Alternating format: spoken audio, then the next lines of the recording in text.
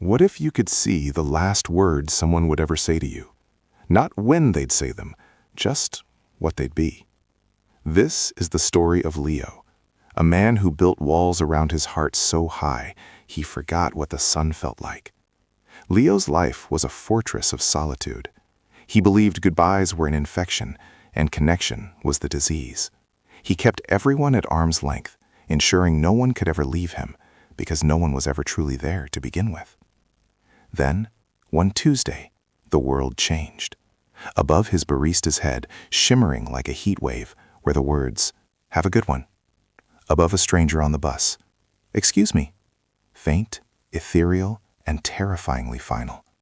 He quickly understood the curse. He saw the last words everyone would ever say to him. At first, he thought he'd beaten the system. He saw a new coworker had the words, "It was nice working with you," floating above her head. So he ignored her, avoided her, and felt a sick sense of victory when she was transferred a month later. He saw his landlord's final words would be, "You have 30 days to vacate." So he broke his lease and moved first, robbing the words of their power.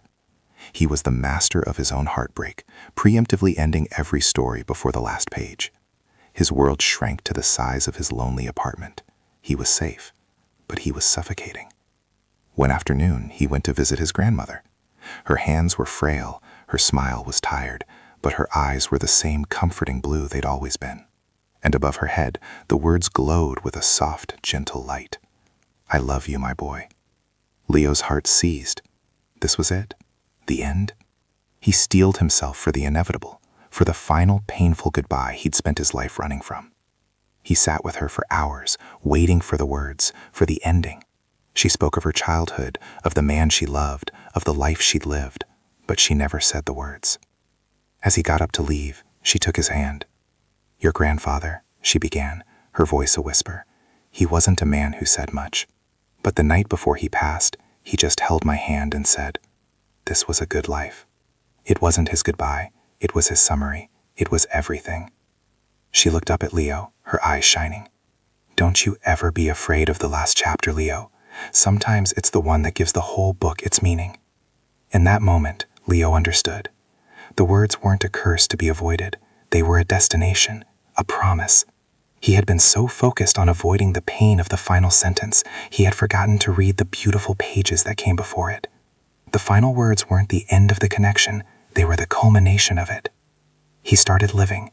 He called the coworker he'd ignored and apologized. He started conversations with strangers, not caring what their final words might be.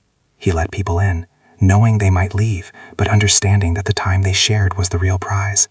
He began to see the words not as endings, but as reminders.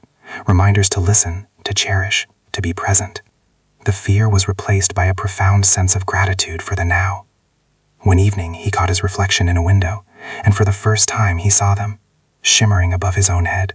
The last words he would ever say to himself. They were simple. They were perfect. They said, "You did good." And for the first time in his life, he wasn't afraid. If you knew the last sentence of your favorite book, would you refuse to read it? Or would you cherish every single word that led you there?